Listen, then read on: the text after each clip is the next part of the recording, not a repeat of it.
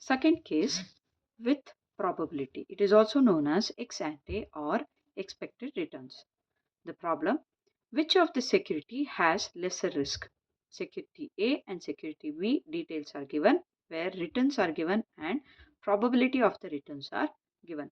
Solution. First we will see for security A. Rewrite the information given in the problem, the returns and the probability. First we will calculate expected returns.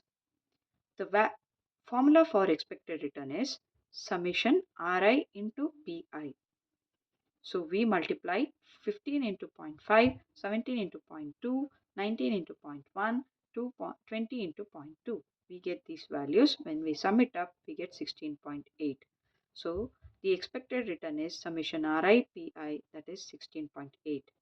Now, to calculate standard deviation, we find the difference between Ri minus Er, that is 15 minus 16.8, 17 minus 16.8, 19 minus 16.8, 20 minus 16.8. We get these values.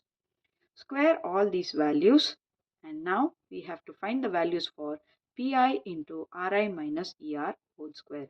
So we multiply probability into 3.24, 0.2 into 0.04, 0.1 into 4.84, 0.2 into 10.24, which gives us all these values. What is standard deviation? Standard deviation is square root of summation P into Ri minus Er whole square. So we have got the values for P into Ri minus Er whole square. Now we add it up to find the sum, that is 4.16. So standard deviation is square root of 4.16, which gives us 2.04. So the expected returns of A is 16.8.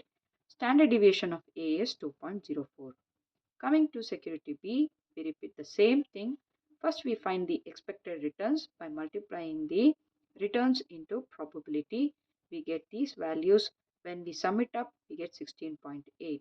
So expected returns is summation Ri minus Ri into Pi, that is 16.8. Now for standard deviation, we find the difference between the returns and the expected returns. Then we square those values.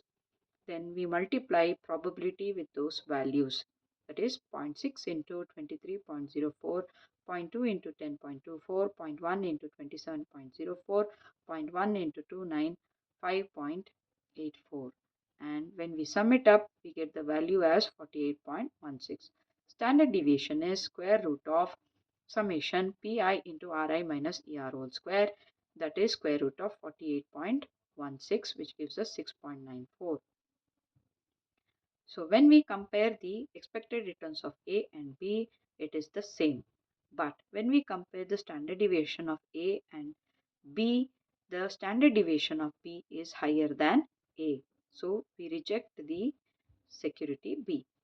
Though the expected return from both the securities is same, standard deviation of returns from security B is higher than security A. Hence security A shows less risk.